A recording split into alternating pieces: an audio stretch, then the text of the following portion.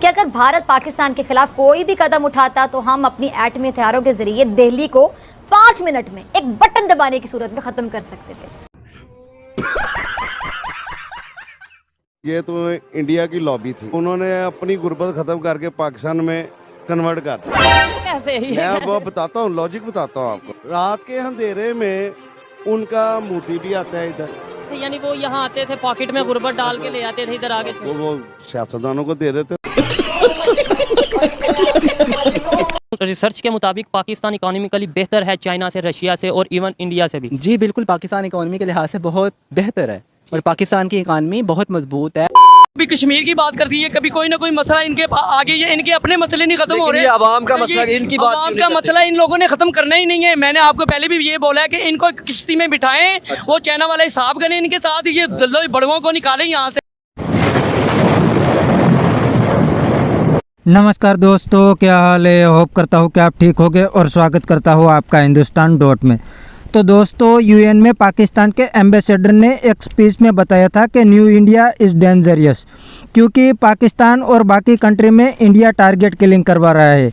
तो दोस्तों, इंडिया तो अपनी मेहनत से आगे बढ़ रहा है, लेकिन पाकिस्तान को बहुत जलन हो रहा है, क्योंकि पाकिस्तान तो भिखारी बन गया है और दूसरों को भी अपने साथ रखना चाहता है। और दोस्तों, पाकिस्तान को इंडिया के साथ ट्रेड भी करना है, लेकिन पाकिस्तान की पॉलिसी दोगली है, क्योंकि उसका एक मिनिस्टर कह रहा है कि हमें इंडिया के साथ ट्रेड करना है, लेकिन दूसरा मिनिस्टर कह रहा है कि India is dangerous for Pakistan.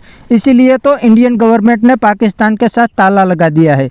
तो दोस्तों, वीडियो में आगे देखते हैं इस पर पाकिस्तानी पब्लिक के क्या रिएक्शन है। अगर आप नए हैं तो चैनल को सब्सक्राइब कर लीजिए और वीडियो को अंत तक देखें। जहाँ तक बात है, इसमें 3-4 एस्पेक्ट्स मैं डिस्कस करना चाहूँगी। नंबर 1 कि जब हम बात करते हैं बीइंग डेंजरस, तो यस, इंडिया डेंजरस हो चुका है। वो डेंजरस इस तरह से हो चुका है कि उसने डिजिटली पूरी दुनिया को अपने कंट्रोल में ले लिया है, अपने वश में ले लिया है। राइट, पावर बहुत आ गई है। पावर जो है वो उसका डेंजरस होने का एक बड़ा एस्पेक्ट है। देखिए, एक कंट्री डेंजरस तब होती है जब उसकी फॉरेन पॉलिसी जो है वो लीडिंग हो, उसकी जो इंटरनेशनल रिलेशंस है वो लीडिंग हो। देखिए, इंडिया भी एक ऐसी स्टेट बन चुका है जिसकी बात लोगों को, यानी दूसरी कंट्रीज़ को माननी पड़ती है। और जब एक ऐसी कंट्री बन जाती है, जब कोई भी कंट्री, कोई भी स्टेट इस स्टेट में आ जाती है, इस पोजीशन में आ जाती है, तो डेफिनेटली वो डेंजरस हो जाती है। भाई, उसको किसी की कान, जिसको हम कहते हैं ना पंजाबी में, वो नहीं रहती। नंबर 2 मैं बात करूँगी, जो सीरियल किलिंग वाला और जो टेररिज्म वाला एस्पेक्ट उन्होंने छेड़ा है, ये कुछ इस तरह की बातें कभी इंडिया की अक्रॉस द बॉर्डर हमारे लिए होती है, कभी हमारे तरफ से अक्रॉस द बॉर्डर उनके लिए होती हैं। वो क्यों होती हैं, ये भी मैं आपको डिस्कस कर लेती हूँ। यस, ऐसा नहीं है कि लोग झूठ की बिना पर ये बातें कर देते हैं, नो। कुछ ऐसी ब्लैक शीप्स होती हैं जो वहाँ भी हैं और यहाँ भी हैं, जो हमारी कंट्रीज़ को एक साथ जुड़ने नहीं देती हैं, जो अभी भी उसी तरह का जो है, मैं कहूँगी स्टीरियोटिपिकल माइंडसेट के साथ वो लोग आगे बढ़े हैं। और अभी तक जो है उनकी माइंड से वही चीज़ नहीं निकली कि भाई, उनके प्राइम मिनिस्टर भी तो कहते हैं ना, घर में घुस के मारेंगे ना। जब यहाँ पे कोई मरता है जिसका ताल्लुक इंडिया की टेररिस्ट लिस्ट में होता है, वो कहते हैं देखा, घर में घुस के मार दिया। तो वो कहीं ना कहीं अपनी विक्ट्री को भी इंजॉय करते हैं और साथ मानते भी नहीं है। देखिए, मेरी बात सुने, आपको मैं यहाँ पर ये चीज़ क्लियर करना चाहूँगी कि जब हम लोग इस तरह की चीज़ करते हैं ना, तो हम लोग भी उस चीज़ के अंदर एक प्राइड शो करते हैं। आप माने या ना माने, आप इस चीज़ को एग्री करें या ना करें, एक राइवलरी वाला जो फैक्टर है ना, वो एग्जिस्ट करता है इन दोनों कंट्रीज़ के अंदर। हम हज़ार कहें कि हम में बहुत प्यार है, हमारे रहन सहन एक जैसा है, हमारी लड़ियाँ एक साथ मिलती हैं, हम 100 साल एक साथ रहे हैं, ये सारी चीज़ें हम लोग कहते हैं और हम लोगों ने बारहा लोगों तक ये बात पहुंचाई भी है। बट ये जो रिवेलरी वाला फैक्टर है, even though it is cricket, even though it is social media पे आप कितनी फाइट्स देखती हैं, even though it's electronic media, even आप किसी भी फील्ड को उठा लें, आप देखें, कोई भी अमेज़ॉन, अगर हम लोग एक फॉर एग्जांपल लेते हैं, तो हम लोग कंपैरिजन करते हैं इंडिया के साथ। अगर हम लोग पेट्रोल की प्राइस के कंपैरिजन करते हैं इंडिया के साथ, डॉलर की प्राइस का एक कंपैरिजन क्यों है हमारे दरम्यान? क्योंकि हम उनको अपना राइवल समझते हैं। हमारा एक कॉम्पिटिशन जो है ये पिछले 76.5 ईयर से चलता आ रहा है और स्टिल हम उसको कंटिन्यू किए हुए हैं, ठीक है। और इसी चीज़ को हम लोग अपनी पॉलिटिक्स के अंदर बहुत ज़्यादा कैश होता देखते हैं, ठीक है। हम लोग जब भी बात करते हैं इलेक्शंस में, हमारे पास एक एस्पेक्ट आता है कश्मीर का, ठीक है। वो कश्मीर का एस्पेक्ट हम लोग हमेशा डिस्कस करते हैं, उनकी तरफ से जो है मकबूजा कश्मीर की कामयाबियों को डिस्कस किया जाता है और आज़ाद कश्मीर के बारे में डिस्कस किया जाता है कि वहाँ पर क्या है क्या नहीं है। सेम इसी तरह से वो लोग भी कहते हैं कि भाई वहाँ पर जुल्म हो रहा है, ये हो रहा है, वो हो रहा है। तो ये एक प्रोपेगेंडा जो है वो इंटरनेशनली वो लोग चलाते हैं। डेफिनेटली एक कंट्री जो है, एक लाइक पॉलिटिकल पार्टी जो है, उसकी अगर नेशनल क्या कहेंगे फर्म्स हैं या नेशनल उनके इंटरेस्ट है, तो उनके पर्सनल इंटरेस्ट भी हैं, उनके पॉलिटिकल इंटरेस्ट भी हैं, जिसके थ्रू वो लोग जो है वो पावर में आते हैं। अब उनके पब्लिक को जो सेंटिमेंट्स टच करते हैं उन्होंने उसी को टारगेट करना है, ठीक है। अब दूसरी तरफ अगर हम लोग पाकिस्तान की तरफ आए, सेम हम लोग इसी चीज़ को रेप्लिकेट देखने में मिलता है। जब हम पाकिस्तानी सोसाइटी की बात करते हैं, हमारे भी पॉलिटिक्स में यही चीज़ रेप्लिकेट होती हुई नजर आती है इंडिया, कि वो लोग जो है इस चीज़ को कैच करते हैं। लेकिन आमना यहाँ पर सवाल ये भी पैदा होता है कि एक तरफ पाकिस्तान के प्राइम मिनिस्टर, करंट गवर्नमेंट और यहाँ का जो बिजनेस बड़ा माफिया है वो कहता है कि बॉर्डर खोलो, हमें ट्रेड चाहिए इंडिया से। यूएन के अंदर हम खड़े हो जाते कि इंडिया तो हमारे मुल्क में स्टेट टेररिज्म करवा रहा है। फिर डॉक्टर एस जयशंकर की बात तो सही हो जाती है कि ट्रेड करने के लिए दिन में दोस्त बन जाते हैं, दहशतगर्दी करने के लिए ये रात में दहशतगर्द बन जाते हैं।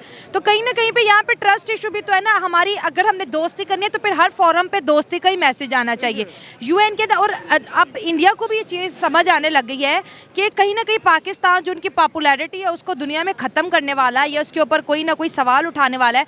क्योंकि खबर ये आ रही है कि पाकिस्तान को हो सकता है इस दफ़ा यूएन के अंदर जो है नॉन परमानेंट सीट जो है मिल जाए।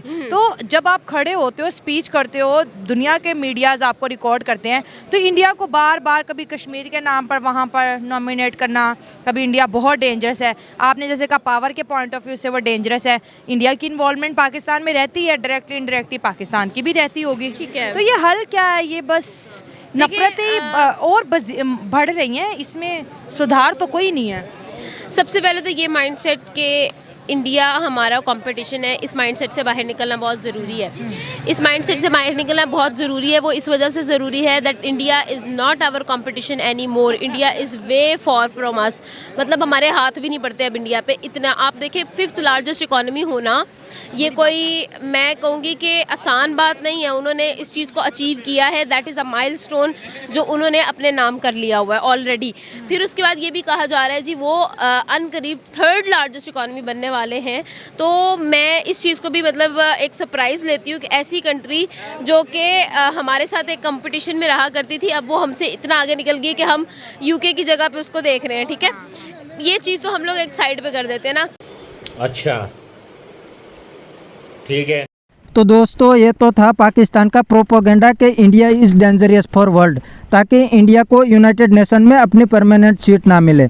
लेकिन दोस्तों पाकिस्तानी पब्लिक को तो पता चल गया है कि इंडिया और पाकिस्तान में अब कोई कंपैरिजन नहीं रहा, क्योंकि इंडिया के रिस्पेक्ट पूरी दुनिया करती है, इंडिया के साथ ट्रेड भी करती है और इंडिया की बात भी मानती है।